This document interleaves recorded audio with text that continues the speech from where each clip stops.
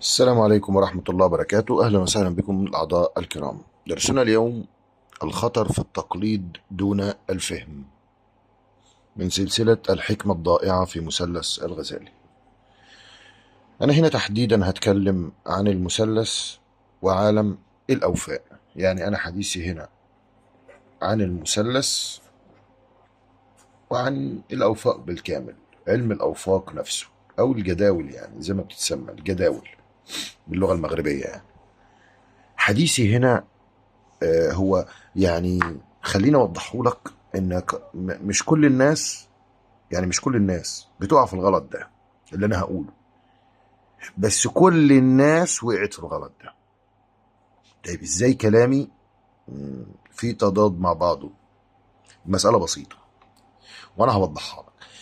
كل الناس اللي بتقع في الخطر في اللي انا هقوله دلوقتي هي لسه ما عرفتش بالخطر ده، او ما جالهاش الخبر وما جالهاش ما جالهاش العلم ان الخطر او ان الدمار اللي عندها او اللي انا هحكيه ده كله موجود فيها، وان ده سببه لسه ما عرفش.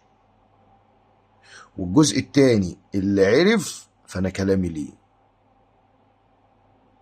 وهقول لك علاجه، وهقول لك المفهوم ايه الصحيح، لان ده سؤال سألت عنه.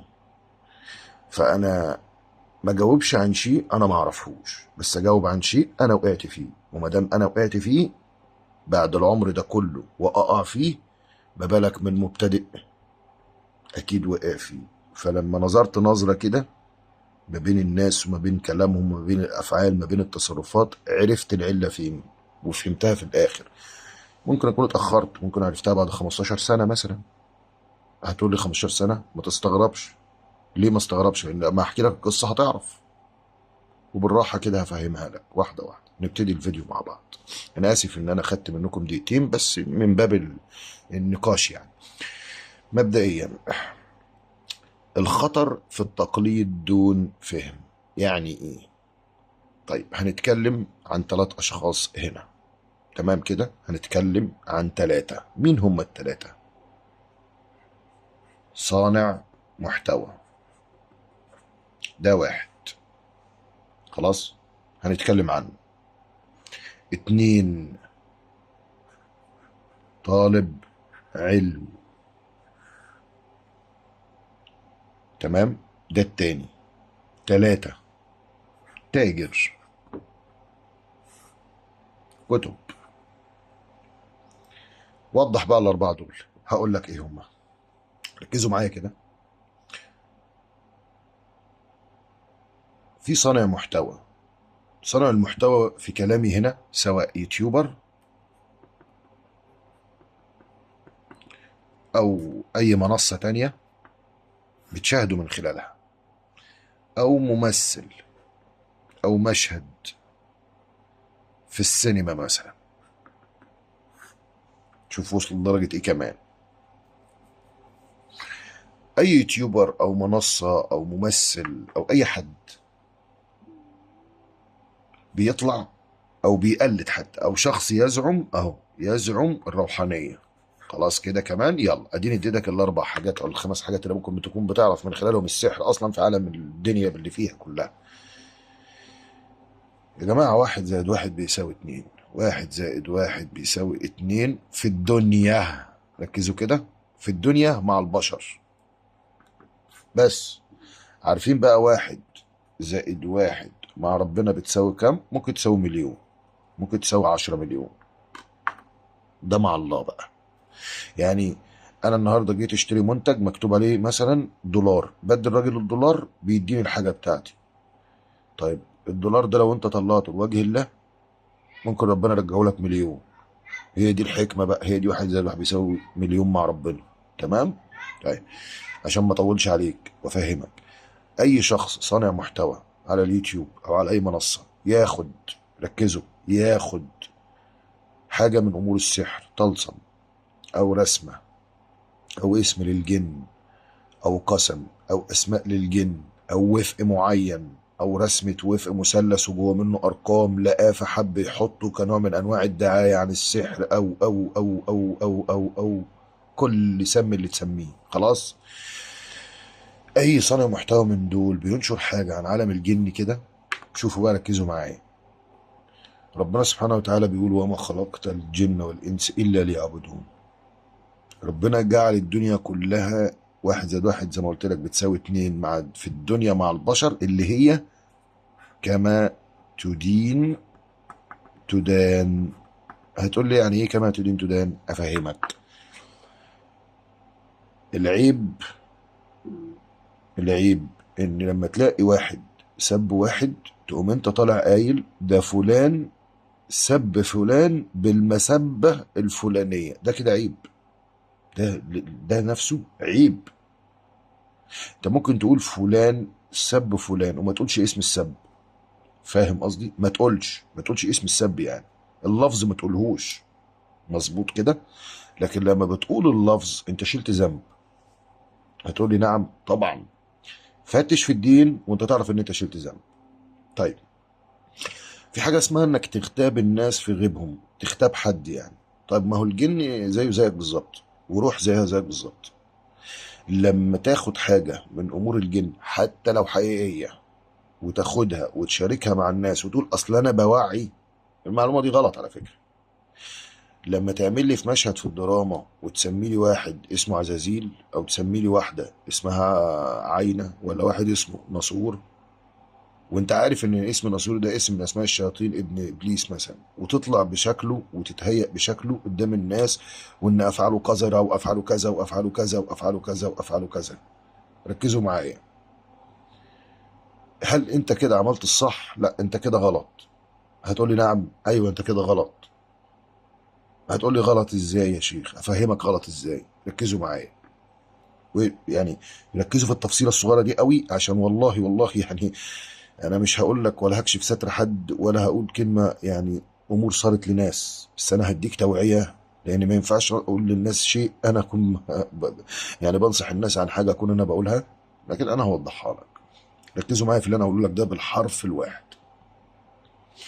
مشهد في السينما او يوتيوبر يقول لك ان ناسور مثلا، ويجيبوا مشهد في السينما ان ده اسمه ناسور وده ابليس وده بيدمر وده بيهلك وده بيعمل وده وده وده وده وده وده. طيب، ربنا سبحانه وتعالى في القرآن نهاك عن انك انت تسب حتى اللي يسبك. افهموا المعلومة. ربنا في القرآن قال الشيطان بيعمل ايه، ما قالكش بقى. ركزوا معايا، ما قالكش تقلده، ما قالكش تقلده، ما قالكش انك تنقله بالصورة الكاملة قدام الناس، ما قالكش انك تعمل كده. قالك انك تجتنبه. افهموا معايا، تجتنبه. يعني انا هديك مثال، احاول بس اوصل لكم المعلومة، عشان عارف ان ممكن يكون ناس هتتصيد بعض الكلام، او ناس هتهاجم بعض كلمات انا هقولها. وانا والله يعني القصد في الموضوع ان انا عايز ادي المعلومة كاملة، بس عايز اجيبها لك بطريقة انك تفهمها. انت لما تجيب اسم شيطان حقيقي فعلا، وتجيب اسمه في الميديا، وتجيب فعلا تصرفاته الحقيقية وتجسده فعلا في الميديا، ركز معايا، انت اديت الحق للشيطان ده ان يأذيك. هتقولي نعم، ايوه اديته الحق ان يأذيك. ليه يا شيخ بتقول كده؟ انا هقول لك ليه. ربنا ما امرش منك، ركز بس، ربنا ما امرش انك تعمل تمثال وتشكل شكل ابليس قدام الناس. ربنا ما قالكش تعمل كده. ربنا قال لك انهي الناس عن تصرفات اللي تشبه الشياطين. يبقى انت بتنهيه عن التصرف. هديك مثال، انا بنصح ابني ان ما يروحش يزني، تمام؟ فربنا قال لي انصحه ان الزنا حرام. هل ينفع بقى ان انا اجيب ابني واجيب مرأة واقول له دي مرأة يا ابني، وانا اتفرج عليها وانا بعمل العلاقة معاها، شفت ايه رأيك انا خلصت العلاقة، ايه رأيك في العلاقة دي يا ابني؟ ايه العلاقة دي لو انا متجوزها تبقى حلال، لكن عشان مش متجوزها فدي كده حرام، فانت ما تعملش اللي انا عملته ده، واوريه له صوت وصورة. هل ده يعقل؟ بالعقل كده هل ده يعقل؟ هتقولي لا يا شيخ لا يعقل طبعا. هقول لك بالظبط. قيس. ربنا بقى بينهينا عن ان احنا نجسد الاشياء كده. فهمتوا؟ فلما اجي اقول ابليس، انا انهي عن ابليس بالكلام، انهي اوصل الفكرة بالكلام، تمام كده؟ اوصل الفكرة بالكلام وانهي بالمعروف. فهمتوني؟ زي الصلاة تنهى عن الفحشاء والمنكر. ربنا بقى ما حطش الصلاة، يعني اما جه الرسول ما جابش الزنا قدام الناس وقال لهم انت لو جيت تصلي، شفت لو جيت تصلي فانت هتسيب البيت اللي هناك ده اللي بص فيه اتنين بيجتمعين ازاي في الحرام. ما جسدش كده قدام الناس. افهموا، ما تجسدش الشيء. انك تجسد الشيء انت اديت ملكة للشيطان انه يضرك. افهم بس، اديته ان هو يضرك، كما تدين تدان، هيضرك. افهموا، هيضرك. يا جماعة الكلمة، شوف، كلمة ممكن تغير سياق الحديث، حرف يغير معنى الكلمة. طيب النطق للكلمة يغير معناها. ركزوا في الثلاث كلمات اللي انا قلتهم لك دول. والله اي صانع محتوى على اليوتيوب مهما كان مين هو، على اي منصة مهما كانت، يوتيوب بقى، جوجل، تيك توك، اي منصة من المنصات المشهورة دي، او واحد ممثل حتى، او دور في سينما، او دور في مشهد، او واحد بيزعم ان هو روحاني كمان، دي مصيبة اكبر ومصيبة اسود على فكرة. فانا فهمتك يعني. فيما معناه بتلاقي ناس من المشاهير اللي عملوا ادوار عن الشياطين والجن بيحصل لهم امور في حياتهم وبيتاذوا اذيه مخفيه ما بيبقوش عارفين اسبابها، ويحطوها على شماعه الحسد وشماعه اصل فلان باصص لي، اصل فلان عامل لي، وكده كلام فارغ. مش اغلب الناس كده، فمبيبقاش عارف الضرر، والضرر بيبقى من دي والله العظيم. تمام. طيب ادي حاجه. وخليك فاكر، حد جاي يقول لي لا ما هو مثلا عندنا مسلسلات وعندنا افلام اتكلمت عن الجن والشياطين والناس عايشه. يا حبيبي، الممثل او الدراما يعني خلينا نقول ان الممثل او اللي عمل الدور ده في الدراما، خلينا نقول ان هو بيشتم الشيطان 1000 سنة قدام. نعم، ايوه، بمقدار 1000 سنة. هتقول لي ازاي؟ ما هو الفن اللي هو عمله بمفهوم الناس ان ده فن، هيدنه في السياق الدرامي كام سنة؟ ناس ماتت من الثمانينات وليها افلام موجودة معانا لغاية دلوقتي من 40 50 60 70 سنة افلام، صح كده؟ ومسلسلات ومقاطع حلوة قوي. اهو الشيطان هيضر ضرر على المدى البعيد ما كانش يتوقعه. متخيلين؟ الشيطان ممكن يخليه يوصل لدرجة ان هو خلاص بيقول لك انا بكرة هقوم اقعد على الكرسي بقى على كل الاملاك اللي انا عملتها، وجاي بكرة يقعد على الكرسي يلاقي الكرسي اتكسر، كل املاكه راحت وبقى صفر. شفت الشيطان ده انه قاعد له ازاي عشان يرد حقه فيه؟ افهموا المعلومة صح. ده من ناحية الصناع اللي بيصنعوا المحتوى يعني. لكن بقى اللي بيزعم الروحانية او بيدعي الروحانية، ده والله العظيم ثلاثة قسما بالله، وينشر اسم عن الشيطان عشان عارف ان هو بيتاجر بالاسم وعامل نفسه روحاني. هو اصلا مش روحاني يعني، هو في الاساس هو ملوش علاقه بالروحانيات، بس هو بينشر اسم جن ما هوش عارف هو ايه. ما هوش عارف، بس هو ايه، كوبي بيست، انا عايز اكون زي ناس الشيوخ فامشي وخلاص. تمام. صدقوني بينضر من الشياطين ومن الجن اللي نطق اسمه ومن الابواب اللي نقلها دي ومن الحاجات اللي حطها دي. هينضر في صحته وفي جسمه وفي حياته وفي دنيته، وضرر ما بعده ضرر. لو ما كانش في نفس السنة بعدها بسنة، ولو ما كانش في مقتبل العمر في نص العمر في آخر العمر، بيبقى طار ما بينه وما بين الجن، مش بيسيبوه. الجن بيعرف ياخد حقه صح، زي ما الشخص عرف يستغل باب الجن صح وينهب مال، والله هيتصيدوه في وقت هو ما كانش متخيله. انت يعني انا هفهمك المعلومه. انهي بيمشوا ازاي الجن بمبدأ ايه؟ انت لما كان فيك قوه اعتديت عليا، صح؟ تمام. وانا بقى ونقيت الوقت اللي تعتدي فيه عليا، نقيت الوقت اللي تغلط فيه فيا، صح؟ ما ينفعش انك تجبرني ارد عليك بالوقت اللي يعجبك انت، غلط. انا هرد عليك بالوقت اللي انا شايفه مناسب. فزمن الجن غير زمننا. جن سريع وليه قدرات كتير يعني، بس هو عارف امتى هيضربك في مقتل. والحجم اللي انت اذيته بيه لو وزن كيلو، هو الوزن بتاعه في الضرر ليك طن 1000 كيلو. وعارف هيضربك في مقتل ازاي، وعارف ازاي هيفقدك توازنك، هو عارف كويس. ساعتها مش هينفعك تقول انا هصلي واصوم واسبح واستغفر، لا، ده حق. في فرق انك تعمل معصيه مع الله سبحانه وتعالى، وفرق ان انت تظلم او تعتدي على مخلوق زيك. المخلوق مش زي ربنا، حاشا لله. المخلوق بياخد حقه، لان هو بالنسبه له ده حق ياخده بالطريقه اللي تعجبه. زي ما انت اختبت الجن او اختبت حد من الارواح بالطريقه اللي تعجبك. فلغايه هنا حبيت اتكلم. بس انا اديت المثلث الوفاء لان دول اكتر حاجه انا شفتهم يعني قدامي، بالذات في علم المثلث. علم المثلث ده خطير جدا يا جماعه، علم المثلث خطير. في فرق ان انت تقول اسم جن، ده عادي على فكره برضو. انا مش عايز اهول انك لما تذكر اسم جن، ما هو في بشر اسمائهم زي اسماء الجن، فعادي يعني نسبه الضرر فيها نقول 10 20%. بس لو جسدت الجن بتفاصيله كامله زي ما بتقراها في الكتب في ارض الواقع، لا دي فيها ضرر 100%. بس علم الأوفاء عشان لامم الطبع هينقلب عليك، البرج هينقلب عليك، الكوكب هينقلب عليك، المعدن، النبات، الحيوان، المثلث فيه أكتر من 1000 باب يضرك منه، تنضر بيه. أرواحه كتير جدا جدا في كل حاجة. فهمت قصدي؟ لكن اسم الجن هو روح واحد بس، لكن المثلث عشان منابعه كتير فأرواحه كتير، فمضراته أكتر وعوارضه أكتر. هي دي الفكرة بس. طيب طالب العلم بقى يعني ايه؟ طيب طالب العلم ده يا سيدي ينضر امتى بقى؟ اقول لك. طالب العلم ده بينقل اهو فوائد صح على ورق، مظبوط. طيب طالب علم نقل على ورقه باب. يعني مثلا انا اهو، تعالوا كده معايا ركزوا. الدرس اللي فات اهو، مش ده الدرس اللي فات اللي هو هل ما كتب عن المثلث النظري صحيح؟ لما اديت مثال على اجهزه وبطل مزهج يعني، صح كده؟ طيب ممكن تقول لي ايه الروحاني اللي انا كتبته هنا؟ مفيش ولا حاجه من هنا روحانيه هتتحرك.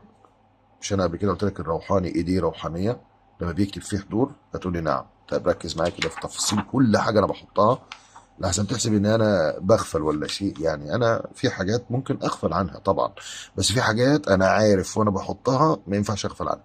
ده منظر وفق انا رسمته اهو، بص مفتوح، حتى المربع ده مفتوح، تمام. هتقول لي بس انت هنا مفتوح مقفول، لا هنا مفتوح اهو. ولو مش مفتوح من هنا، مفتوح من هنا اهو. ركزوا، مفتوح من هنا. ولو كله متقفل انا رسمت دايره على الحرف من جوه يعني بطل. لكن لو عملت مثلث كده كده كده مثلا ورحت جاي كاتب حروفه صح، ده بقى روحاني. خدت الورقه رميتها هيجي لي عارض. فهمتوا حاجه؟ فحديثي هنا للطالب اللي بينقل الفوائد في الورق، تمام، وبعد ما ينقلها في ورقه يرميها في الارض ويدوس عليها. انا انضريت من حاجه زي كده من 15 او 14 سنه تقريبا يعني، والله. وما عرفتش ضررها إلا بعد حوالي 14 سنه، ان دي كانت السبب بالمناسبه يعني. متخيلين؟ يعني انا وقعت في حاجه زي كده وقعدت السنين دي كلها مضرور من حاجه ما عرفتش ضررها إلا بعد 14 سنه. هي ضررها ما كانش كبير عليا قوي، بس يعني نوعا ما ضررها ان الخديم ما اشتغلش معايا اصلا. ليه؟ لاني عملت بابه، وبابه لما حطيته في ورقه كتبته بالزعفران. يعني شفت النصيبه اللي فيا يعني بدل ما اكتب بالقلم اللي زي كده العادي، لا كتبت الباب بالزعفران. عايز اكتر من كده؟ حاجه حلوه بالنسبه للجن. بعد كده طبقت الورقه وركنتها. الورقه دي بقى كانت يعني غصب عني والله، يعني هي كانت موجوده، يعني الورقه طارت، فانا يعني لميتها في شنطه مع حاجات، والحاجات دي في قلب حاجات، فكانت محطوطه في قلب كرتونه. كرتونه كان فيها كام نعل ليا قديم، متخيلين يعني؟ حطيت قسم لخديم في قلب النعل. نعل يعني حذاء يعني، متخيلين حطيته فين؟ هتقول 14 سنه، اه والله، واتخزنت في غرفه عندي قديمه. متخيل؟ ما شفتهاش الا بعد 14 سنه. وانا كنت اقعد اسال نفس الخديم ده مش عايز يستجاب ليا ليه، او ما انتش بندهله ليه، او انتوا فاهمين انا اقصد ايه؟ والله هذا صار معايا، والله هذا صار معايا. طيب ننتقل للباب اللي بعده. تاجر الكتب واحد كل شغله الشاغل ان ينقل من المخطوطات ويعمل مذكرات ويبيعها. اللي زي ده بينضر.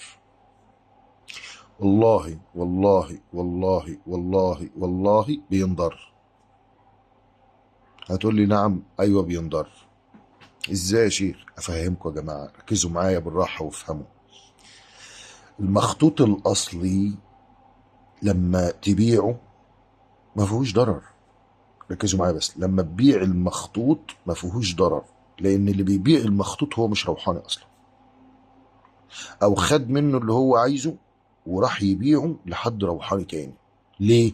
لان المفروض اللي هيبيع ده هو مش عايز ابواب روحانيه هو عنده، فهو اللي عنده المخطوط الروحاني عنده حاجه من الاتنين: يا يتبادل بمخطوط اخر، يتبادل العلم، يا يبيع العلم. اختار حاجه من الاتنين.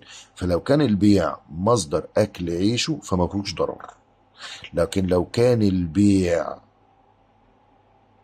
وده مش مصدر اكل عيشه الكتب، لكن هو متعمد ان ينسخ ويكتب عشان شايف ان فيها مصاري وفلوس ومصلحه، يبقى بيتاجر. مادام بيتاجر بقى في حاجه زي دي بينضر. انا شخصيا ما انضرتش، لاني انا بتبادل وببيع الاتنين. في شخص يقول انا ما عنديش كتب والله للتبادل يا شيخ، انا عايز اشتريه، فبقول له اتفضل نسخه وببيعها له. وحتى لما ببيعها له بكون يعني رفيق معاه في البيع. فاهمين قصدي؟ لان الشيء اللي بيدفع فيه الفلوس للاسف بقت الناس لما تدفع مال في شيء بيحافظوا عليه، لكن والله اللي بياخد شيء بدون ما يدفع والله هو ما بيحافظش، لانه هو ما تعبش. ففي اشياء لازم لها مجهود عشان يبقى فيها قيمه. فانا كلامي هنا عن التاجر وبس. اللي دخل الموضوع وقال لك طب ما هو في صحراء كتير في المكان، ما انا اروح اجيب بخورات وابيعها بمزاجي انا بقى، والف لهم اي بخورات وابيع، او زي ده ينضر؟ قلت له نعم، اه طبعا ينضر من الجن. وانت فاكر ايه؟ طب واحد تاني يقول لك ما انا اخش في باب بقى اعمل مخطوطات على ايدي وابيع بفلوس، وهو اصلا مش روحاني بس هو بيعمل مخطوطات، ده ينضر؟ فهمتوني؟ ينضر على طول. افهم اللي بقول لك عليه، ينضر. لان احنا فاهمين الف ب ان بيقرا في كتب روحانيه ليها شروط، وان لازم يكون متحصن، ويكون في مكان مناسب للي بيقرا فيه، ويكون عارف هو بيقرا ايه. لاني سبق قلت لكم ايه اللي ممكن يتقرأ من الاسماء وايه اللي ما يتقرأش اصلا. انتهينا. وانا اسف طولت عليكم في الفيديو، بس حبيت اتكلم باستفاضة بالذات في الموضوع ده بدون ما ابخل بكلمة يعني. انتهينا، ننتقل الى درس اخر، والى اللقاء. مرحبا بكم في عالم الاسرار والغموض. إذا كنت من عشاق السحر الأسود والطلاسم والفودو والممارسات الخفية، فقد حان الوقت لاكتشاف شيء جديد تماما. قناتي الجديدة وثائقية أحداث الخناس ستكون بوابتكم إلى عالم الأسرار المخفية والطقوس الغامضة التي لم يجرؤ أحد على كشفها من قبل. سنكشف لكم ألغاز الألواح المحرمة أندوريا.